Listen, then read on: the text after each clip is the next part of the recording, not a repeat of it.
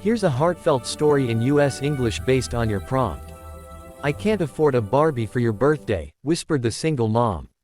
Lila Thompson stood in the toy aisle of the local department store, her heart sinking as she clutched her worn-out purse.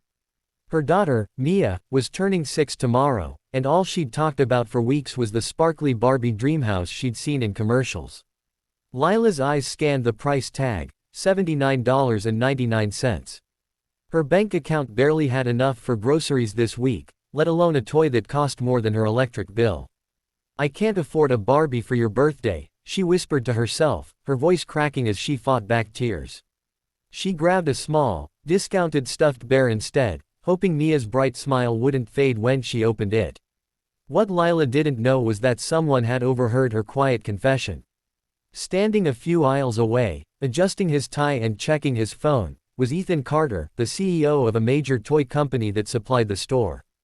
He was there for a routine inspection, but Lila's words stopped him cold. He glanced over, seeing the exhaustion in her eyes and the way her hands trembled as she held the bear.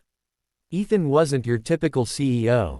He'd grown up in a small apartment, raised by a single mom who'd worked double shifts to keep food on the table.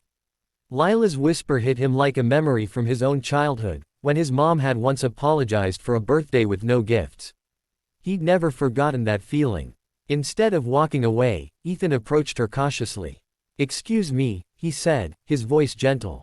"I couldn't help but overhear. Is your daughter a Barbie fan?" Lila froze, embarrassed. "Oh, yeah, she loves them. But it's okay, we'll make do." She forced a smile, clutching the bear tighter. Ethan nodded, his mind racing. "What's her name?" "Mia," Lila said, confused but warming to his kind tone.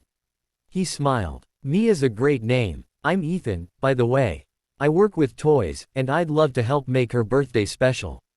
No strings attached. Lila's instinct was to say no, pride was a stubborn thing, but something in Ethan's eyes made her pause. He didn't push, just handed her his card and said, "Think about it. Call me if you change your mind." That night, Lila stared at the card, torn. She didn't want charity, but Mia's hopeful face kept flashing in her mind. Finally, she dialed the number. The next morning, Mia's birthday dawned with the usual pancake breakfast, but Lila was nervous. She'd agreed to meet Ethan at the store after he'd insisted on a little surprise.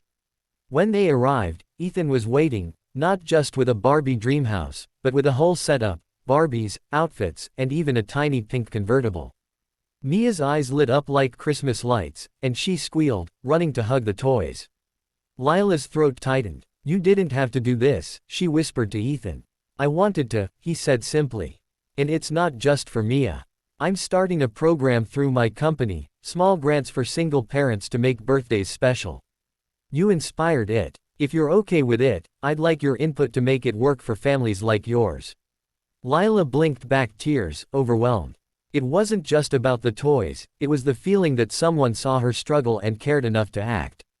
Mia, oblivious to the grown-up moment, was already lost in her Barbie world, giggling as she set up the dreamhouse. As they left the store, Mia clutching her new treasures, Lila turned to Ethan. "Thank you," she said, her voice steady now. "Not just for today, but for giving me hope." Ethan smiled. "Happy birthday, Mia. And Lila. You're doing an amazing job."